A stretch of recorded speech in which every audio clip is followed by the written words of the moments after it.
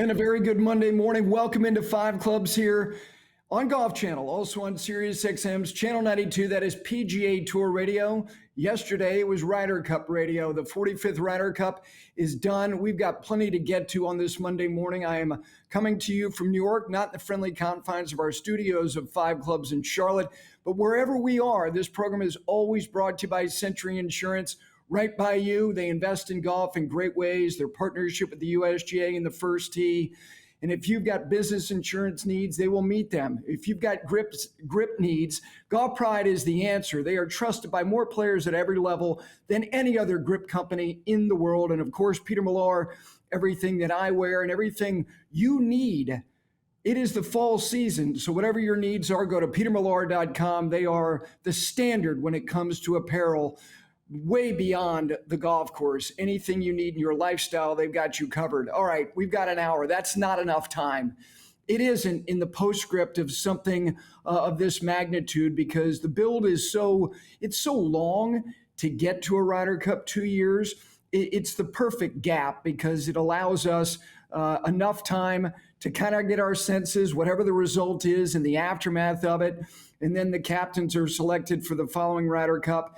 And for the fans of the home team, you only get it once every 4 years. So it is perfect. So we'll do as much as we can in this hour, but it is going to be a discussion that will continue way beyond today, including having Brendan Young, Johnson Wagner with me tomorrow when I'm back in the studio in Charlotte. Dan Hicks will join me. He anchored the coverage all week on NBC. He is back in his home, not far from Bethpage in the state of Connecticut. Looking forward to getting his thoughts on what was a blowout and then became something that you're going, the unimaginable could happen. And I'm curious for them internally what the NBC team was going to do if this thing was buttoned up at 3:45, which it very likely could have been, especially if you looked at the leaderboard in the first hour of coverage yesterday, just after noon to 1 o'clock, it was all blue. And you're going, this is going to be just an amount of time to fill because the result is going to be decided. And you probably have 3 hours of golf still out there that is utterly meaningless other than the cosmetics of somebody's personal record. Also, Graeme McDowell will join me. He knows what it's like to be on a winning team. 3-1 as a player. He was also a vice captain on more than one occasion. He made the winning putt at Celtic Manor in 2010. He knows what it's like to win on the road. He was part of that team, the Miracle at Medina in 2012. So I'm looking forward to getting his perspective. I know just following him on social media how locked in he was watching the Ryder Cup from his home. So we have those two gentlemen who are going to be joining me. But first, my thoughts, of which there are many. And a lot of times when you are invested and you don't get the result you want, and it's not about me getting the result that I wanted, it's easy to start with criticism. But let's just start just looking at kind of how we got to where we got, because people don't necessarily need reminders on how Europe built that lead. But if you look at how they did, they dominated in a format. They've been great at home, but they've not been great on the road. And that, of course, is foursomes. They got off to the great start on Friday morning, winning 3-1. They did it again on Saturday morning as well. And then obviously in four-ball, they won 4 of the 5 sessions. So that gave them that 11.5 to 4.5 lead going into Sunday singles. And you're going, could they possibly equal the margin that the United States put on them in 2021 at Whistling Straits? And I thought that was more likely than what we got. Certainly 8.5, 3.5 for the United States on Sunday. This was not back end of the sheet after it had been decided in Europe with half the team already imbibing alcoholic beverages. Guys are out there distracted and they lost points. That was not the case at all. This was in doubt legitimately, obviously, until Shane Lowry made the putt to have the match with Russell Henley. And starting with Europe, and if you watch this show, if you've listened to me for years, really, I think the European Ryder Cup team is truly one of the great teams in global sports. And it's a hard thing, I'm sure, for some people to go, well, how can you make that claim? They do this once every 2 years. That actually amplifies the point that I'm trying to make, and that is they only do it once every 2 years. They don't have OTAs. They don't have training camps. They used to have something called the Sevy Trophy, where a fair number of guys who either were likely to be on the team or wanted to be on the team would participate, and allow them to kind of simulate the format. And they would do that on the DP World Tour. It was an event, and they still do it to a lesser degree, but they don't get together. And they are not a team that plays a regular season. They don't even have a postseason. They show up for a team competition, which is akin to golf's elite professional Super Bowl, and they've now won 11 of 15. 11 of 15. Wrap your head around that. They've also done something that is beyond extraordinary, since I think most people would agree, since we've been living in a decade of blowouts with the home team winning by decided margins at home. They have now won Road Ryder Cups in 5 straight decades. They won for the first time on American soil in 1987. They did it again in 1995 at Oak Hill. They did it again in 2004 in emphatic fashion at Oakland Hills. And then the miracle in Medina. They were getting blown out, and then they got the ray of light late on a Saturday with Luke Donald and Sergio Garcia beating Steve Stricker and Tiger Woods to make it 10-5. And then it was Poltz and Rory, and it was really Poltz and Rory just shaking his head and smiling, going, I can't believe what I'm watching. And it was 10-6, and you're going, isn't that nice?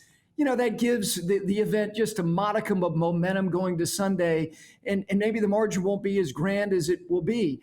And they created the lane for themselves on Sunday, and now they've done it again in 2025, and it looked like it was going to be by a wide margin, and then they had to hold on like grim death to win it. And if they didn't, my gosh, that the conversation would be decidedly different. And I still think the conversation is going to be altered because the complexion of the result, the look of the result, and it's bona fide. It was 15-13, and it also conjures up a conversation because of something that had to be put in play because of the injury to Victor Hovland, the envelope rule. There are plenty of people that have grown up, played golf, loved the Ryder Cup, who have no idea what it is because it hasn't had to be instituted or implemented or used since 1991.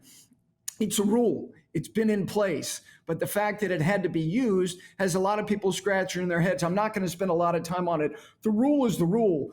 We have plenty of time to examine whether that rule should be altered or not. Luke Donald has now done something that only Tony Jacklin had done formally for the European side, and that is win at home and then return as the captain and win on the road. And Tony Jacklin was the first European Ryder Cup captain to win on American soil, and he was the one who dug in and said, you have to treat our players. Look at these guys. The guys on the American side, they're better in depth. They dress better. They have all the trappings of why it is that they've been dominant. If you're going to add Europe, let's act like we belong. And they started to act like they belonged in 1983 when they almost won at Palm Beach Gardens. And Luke Donald is the accidental captain because he was not offered the job initially. The job was given to Henrik Stenson for Rome. And then Live Golf was created. And in the weirdest twist of fate, because life is not linear, Live Golf has oddly become one of the great weird things to benefit the system of Europe and the Ryder Cup. I don't know if Henrik Stenson would have been a good captain. I don't know if he would have been a successful captain. The odds are that they likely would have won in Rome because the United States hadn't won on foreign soil since 1993. But would he have repeated? Not likely. But Luke Donald was the captain in Rome, and he struck every chord that was right and proper and led them to such an emphatic victory that they said, why don't you do it again? And he said, you know what? I'll take it up. And he did it again, and he did it on foreign soil, and he did it at Bethpage. So I have no earthly idea what would have happened with Henrik Stenson. I do know what happened with Luke Donald, and what I'm starting to believe is that Luke Donald might go for the three-peat. That's right, Pat Riley. You trademarked the term, and he might be going for something that would be unimaginable, but it's very plausible. And if you look at the team, and the reason why the United States now has themselves a hell of a quandary just 4 years removed from what transpired at Whistling Straits, because at that time, If you looked at the United States and the manner in which they blew out the European side and what proved to be the big pivot for Europe, it was also in a weird way kind of a pivot as well for the United States, because all those players in 2021 for the U.S. who appeared to be kind of entrenched and were likely to represent the team going forward for the next 2, 3, 4 Ryder Cups. And that's a tricky thing, because the presumption of form is something that I would not wade deeply into, because you can just look from guys who were on the team in 2023 for the United States who are not there. Meanwhile, for Europe, they did something that had never been done before. They brought 11 of 12 to the following Ryder Cup. No team on either side brought 11 guys. And if you look at this team and the records that they produced, there were only 2 guys on this team at the end of the week who had losing records. Rasmus Højgaard, who went 0-2, who played a modest amount. Rory continues to build on a wildly impressive Ryder Cup record, not only individually, but he has now been on 6 winning Ryder Cup teams in 8 appearances, including now winning 2 road Ryder Cups. He's the one who laid the marker down in Rome and said, we're going to Bethpage and we're going to win.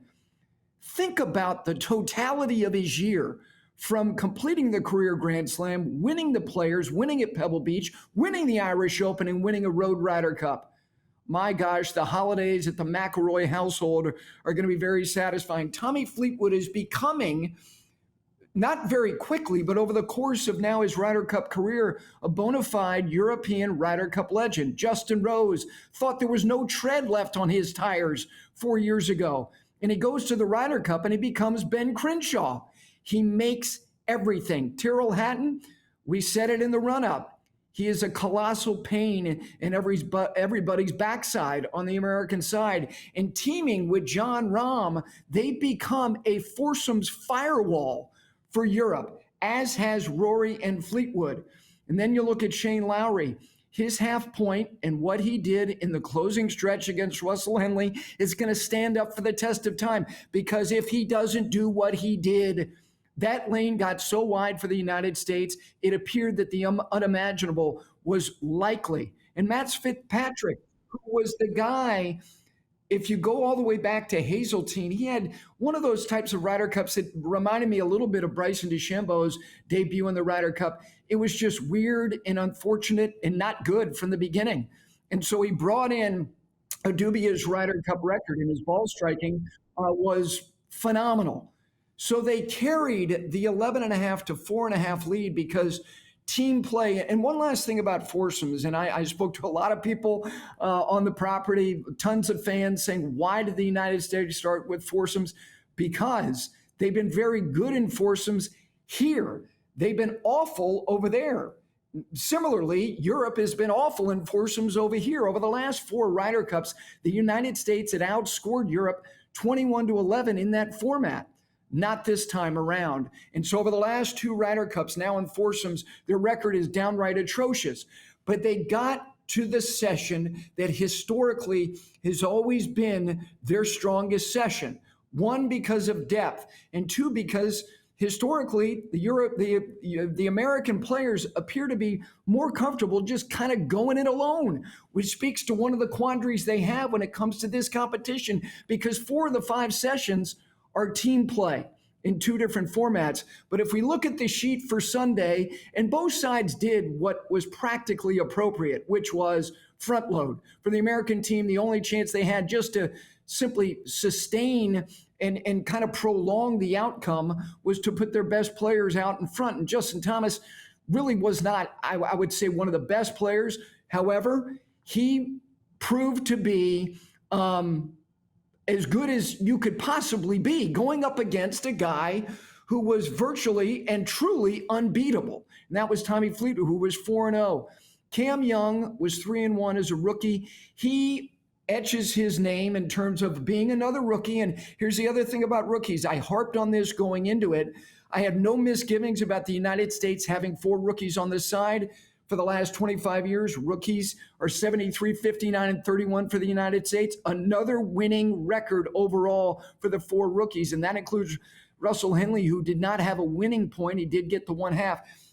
if you look at that, you're going, wait a second, that's unimaginable. That can't be true. It is. The Europeans won one match on Sunday and they won the Ryder Cup. You and I will sit here for as long as I'm allowed to keep doing this, and there's never going to be another time that I am going to say that the winning Ryder Cup team won one singles match and they won the Ryder Cup. I promise you, I will never, ever say that again. It can't possibly happen again, but it happened yesterday because Cam Young and Justin Thomas and Bryson DeChambeau, who was 5 down through 7, and flipped the script. And one thing that is emphatically true, with the exception of one guy, is that 5 sessions is a very, very long road to hoe. It is a hell of a cart to carry to get all the way to the end and think you're going to win your singles match. There were 6 players who played all 5 sessions for both sides. One guy won his singles match. One guy. It was the guy who was 0-4 going into Sunday, Scotty Scheffler, who beat Rory McIlroy 1-up. Plenty more to get to. This is going to take a while. It's going to take several days, maybe a couple of weeks, because we bathe in this, and there's a lot of things that you can point to that you can be critical of on the American side. Understandably, we're going to get to that as well. But Dan Hicks, who anchored the coverage for NBC, is going to join me. His perspective, being in that booth starting Friday, and it got out of hand early, and it stayed that way until Saturday night. The perspective internally from the NBC broadcast team, the dynamics of doing this as opposed to a 72-hole stroke play event. And Graeme McDowell, a little bit later on, his view as somebody who won on the road, had a winning Ryder Cup record, made a winning point, made the winning putt in 2010. Looking forward to talking with him as well. Great to have you with us. It's a Monday edition of 5 Clubs, still here in New York. I'll be back home tomorrow on Golf Channel and also Channel 92 on Sirius XM's PGA Tour Radio. Back with Dan Hicks right after this.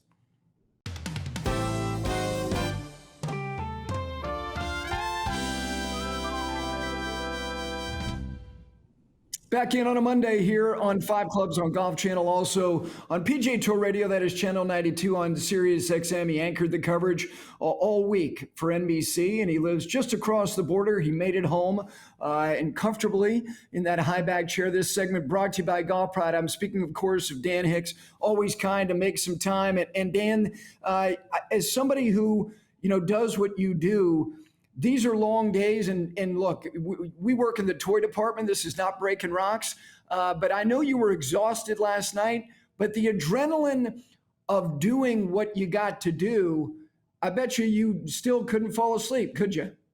Yeah, Gary, thanks first of all for having me on, but yeah, I got home last night at about 9 o'clock, which is pretty good to be doing what we do for work and not having to get on a plane. Just took the drive back and was exhausted. It's a long week. It's a great week, but there's a lot going on. It's the biggest buildup to any golf tournament, right? I mean, it's just 3 days. It's not even as long as a 4-day 72 stroke hole event. But I got in bed. I was absolutely so tired. Fell right asleep, and then I woke up, and then I just kept thinking about everything that happened.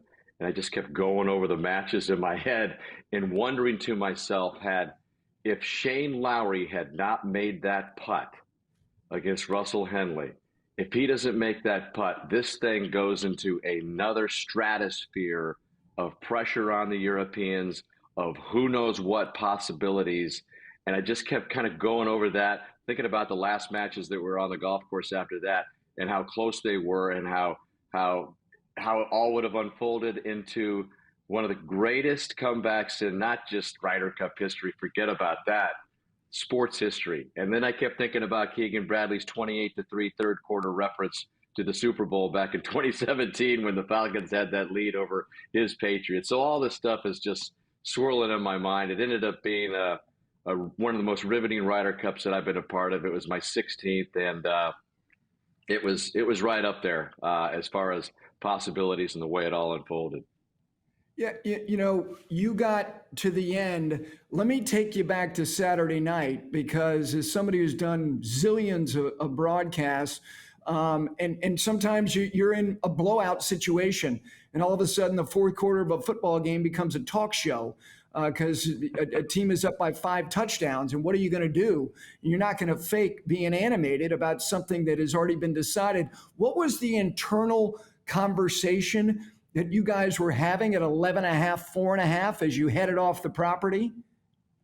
The internal conversation was, what is Gary Williams doing? Because he can talk history and golf for a while, and can kind of give us that kind of cushion of somebody that can fill for us. It's the fill thing, right, Gary? That you Yes. that you fear most in sports in a live sporting event.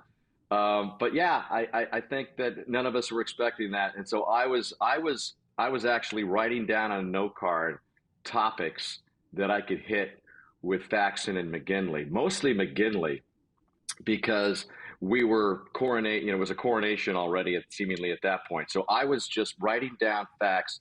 Okay, the golf course setup, which became an issue in that Keegan Bradley admitted he should have set up differently. McGinley was telling us about that aspect of it well before we heard anything about it. Obviously, it was a soft course and all of that. But McGinley was telling us, you guys played right into our hands. He was talking about how they thought it was an advantage and a huge mistake by Team USA to set the golf course up like they did. So I had all these topics. Luke Donald, is he going to go for number 3? Is that going to happen? I mean, just a plethora of possibilities. So you get yourself prepared as much as you possibly can. And on the other side of that, I was going to query facts on, where does the American team go from here? Because it did end up being another U.S. loss. And this is not just, I called it, I think what rang through my head when Shane Lowry made the putt was one of the biggest upsets on U.S. soil. And I still believe that. But are these upsets anymore when you're talking about a team that has won 11 of the last 15 Ryder Cups now? Think about that. This is pretty dominant as far as a Ryder Cup competition could be. So I had all these topics going on in my head, and in the end, the drama took care of a lot of that, most of it. So I was very fortunate that, and we were very fortunate at NBC that we really had one of the great storylines coming down a stretch of a Ryder Cup that we've ever seen. Yeah, last night, Dan, my analogy was, there's that road that they put under construction. You're going, we can't go on that road. And then all of a sudden you're going, wow, isn't that interesting? There's pavement down there and the lane's getting wider. It was early blue. And then all of a sudden they turn onto the back and Justin Thomas flipped his match, despite the fact that Justin Rose played admirably, but Cam Young had a lead and the lane's getting wider. So Paul McGinley had to be getting a little bit squeamish, and this thing is really, it's on. And like you said about Shane Lowry, but when did you sense that, knowing that Ludwig Oberg was likely to get the full point, but after that, the back end of the sheet was all red at that time, when did you sense this lane is open? After they won those, it was still early, but after they won those matches at 18 with birdies. Yep. I mean, the U.S. has been beat up. If you look at the losses and things that haven't gone their way, you got to take care of 17. You got to take care of business at 18 in Ryder Cups if you're going to make a comeback like that. And you take a look at, we had the great Gil Capps, who's my researcher, who sits next to me at all these big events.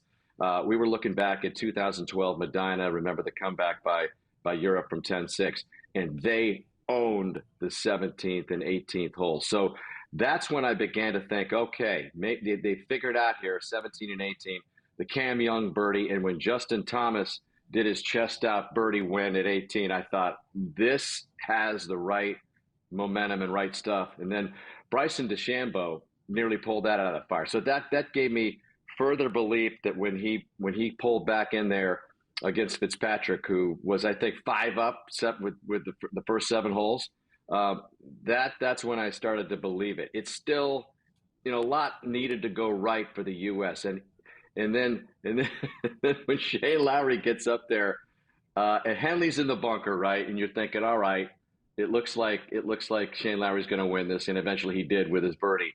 But when Henley hit that shot out of the bunker, that shot could have gone anywhere. That is one of the hardest shots, that bunker shot up to the elevated green at 18. When that thing got on the back end there, I thought, okay, this is going to be the greatest comeback we've ever seen in sports. And then Lowry hits that shot in there and holds it. And so it's still, I mean, it's what you get into the business for, Gary. It's just when you think you are going to be doing the filibuster of a blowout, that is the magic of this business when it turns like that, and you can feel it. And I sensed it. Still wasn't sure if it was going to go all the way to the end, but it sure was one hell of a ride. And like I said, 16 Ryder Cups, and this is one of the most memorable ones that I've ever been a part of. I thought of one thing when Russell Henley was over that putt. If he made it, he would have all of a sudden to you looked like Jason Lezak, because it would have been fully on. I mean, it was good like analogy. I mean, it just that's the way it was. Look, I know how much gratitude you have to get to do what you do.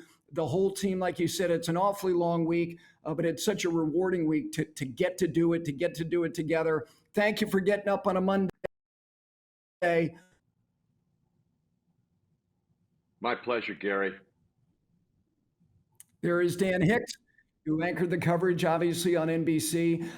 Jason Lezak, for people who are going, who's that? He was the one in the anchor leg that kept hope alive for Michael Phelps and all the gold medals, which was one of the great comebacks. Him and Rowdy Gaines together, one of the great calls in the history of sports. All right, we're going to take a quick break. When we continue, Graeme McDowell, he knows what it's like to win on the road. He knows what it's like to make the winning putt. Like Shane Lowry, even though it wasn't for the outright win, the retention of the cup equally as sweet. His view, because I know he was locked in, it's a Monday. It is 5 Clubs Golf Channel and Sirius XM's Channel 92. Back with you and Graeme McDowell right after this.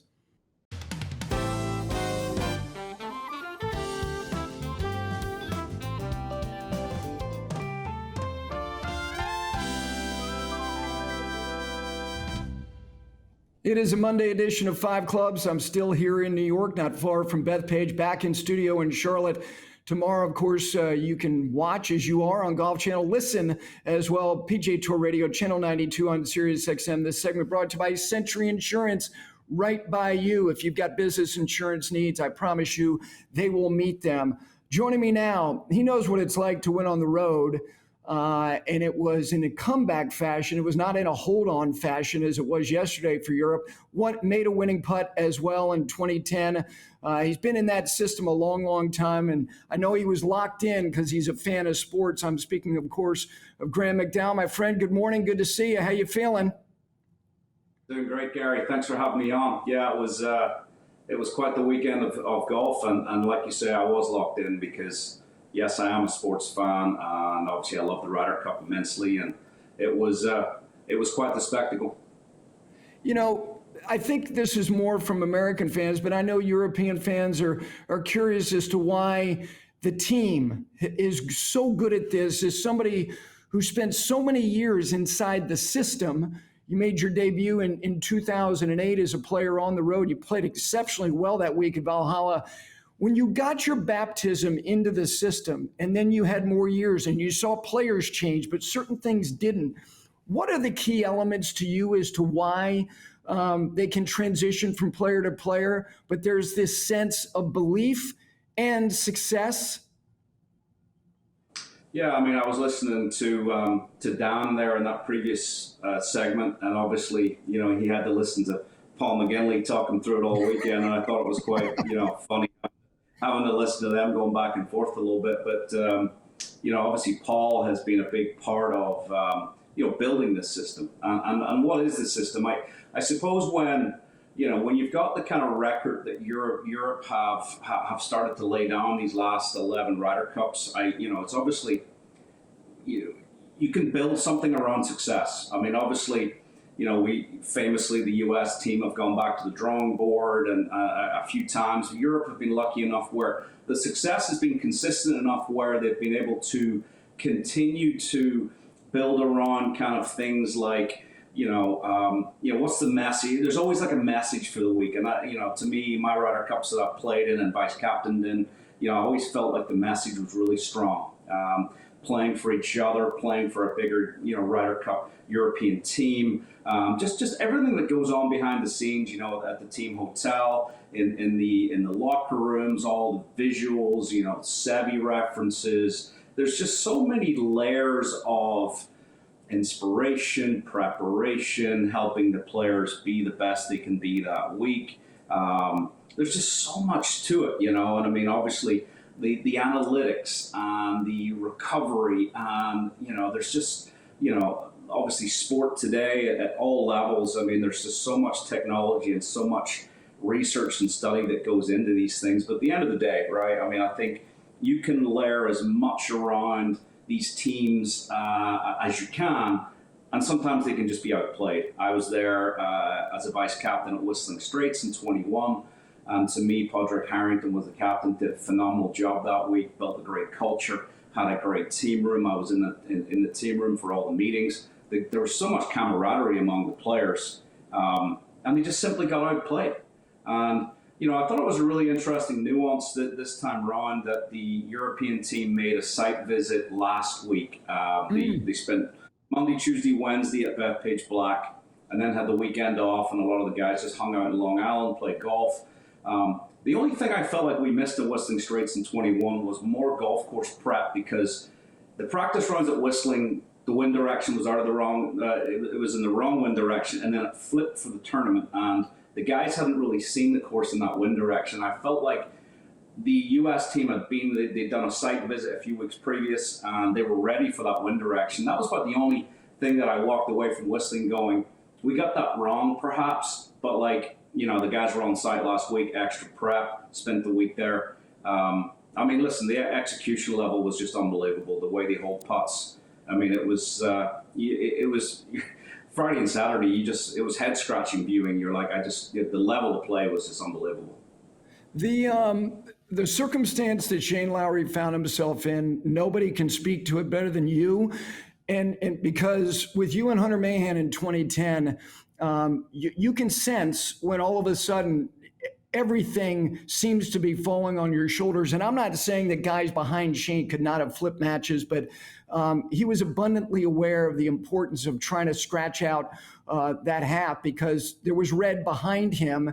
The shots he hit, Graeme, on 15, on 16, the par putt he made on 17, the second on 18, for the body and the mind to cooperate under those circumstances, as somebody who's been in that environment just like that, do you feel anything?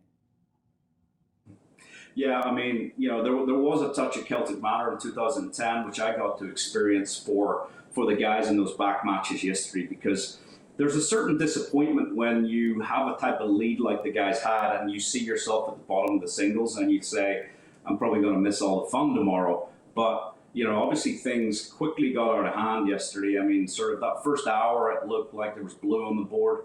And then you've got 2 hours of golf where you're just like, as a sports fan, you're watching it thinking to yourself, really, is this really happening right now?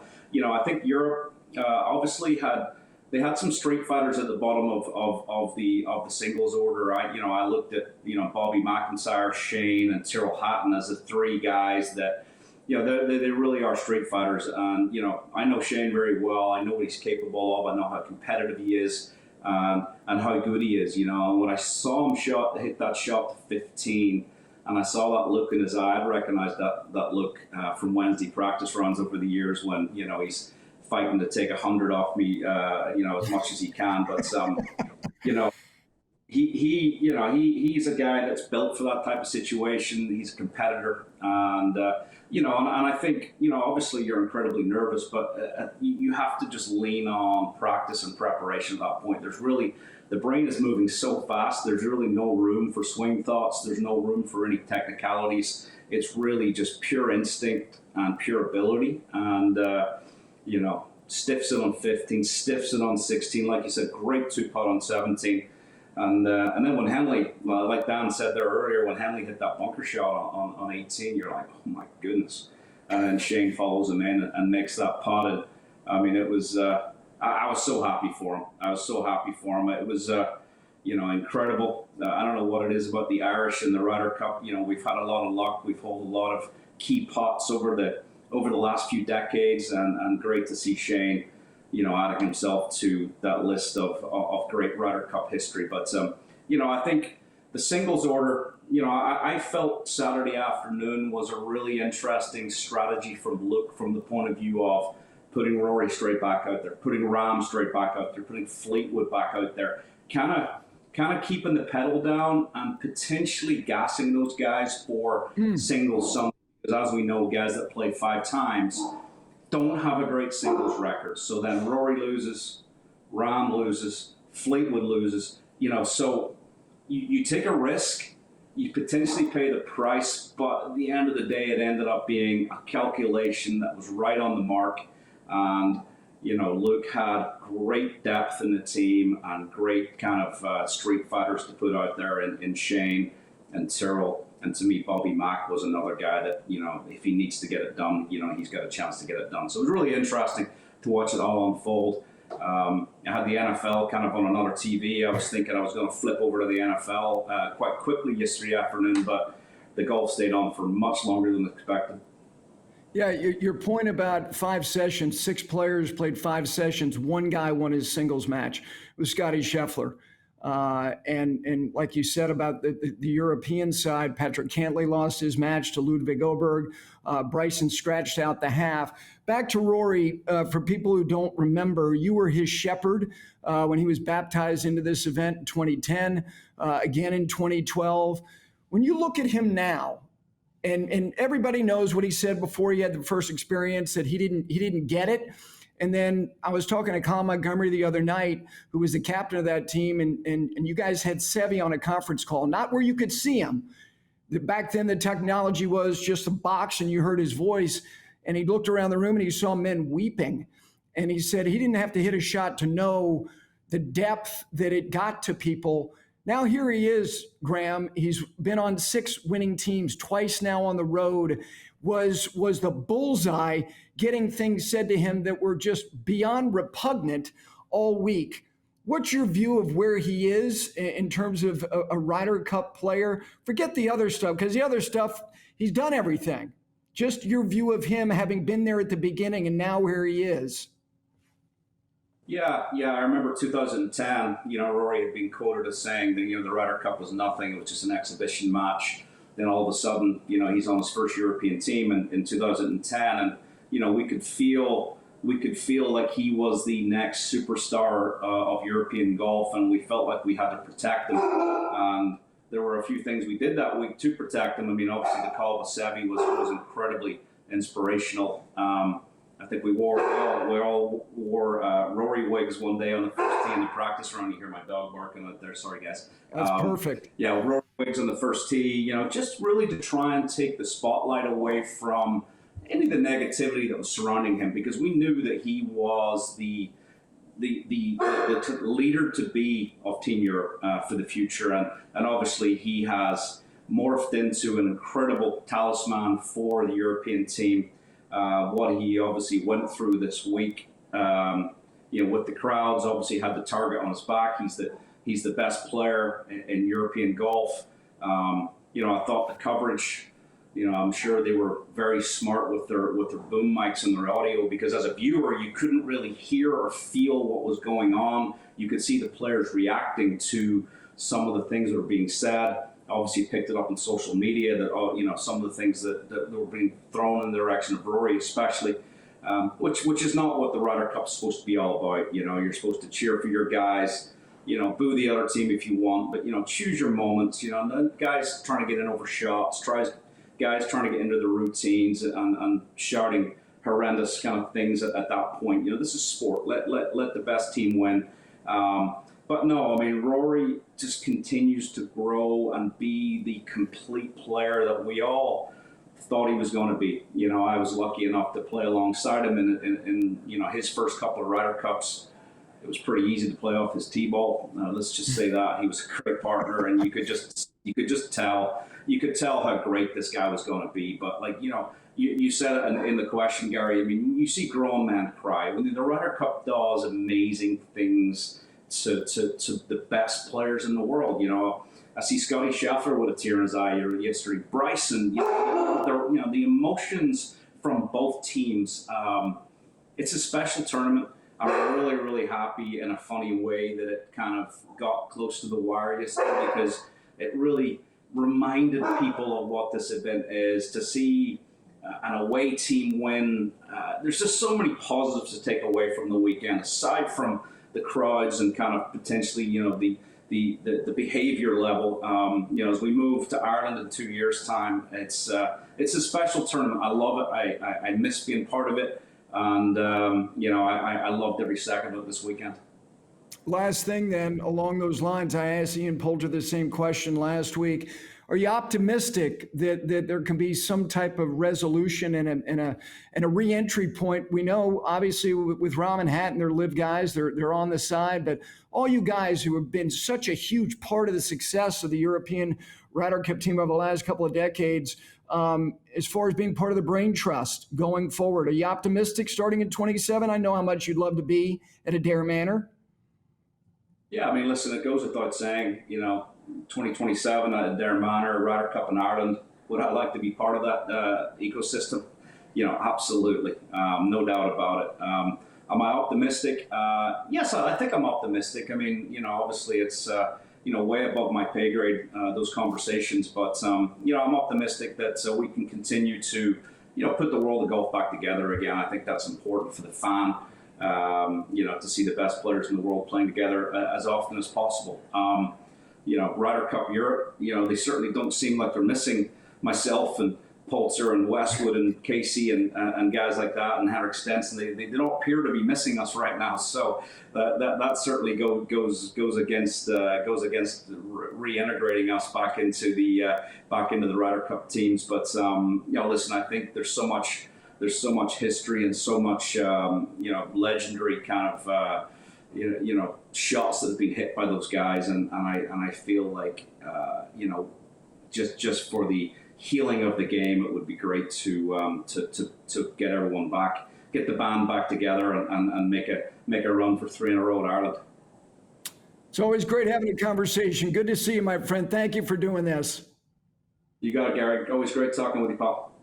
Thank you, Graeme McDowell. Again, he had important moments, and he played on the road for the first time in 2008 at Valhalla. He played exceptionally well, and obviously makes the winning putt in 2010. We come back, some final thoughts. They're not the final thoughts, just today on a Monday here, Five Clubs Golf Channel, also PGA Tour Radio, Channel 92 on Sirius XM. Back right after this.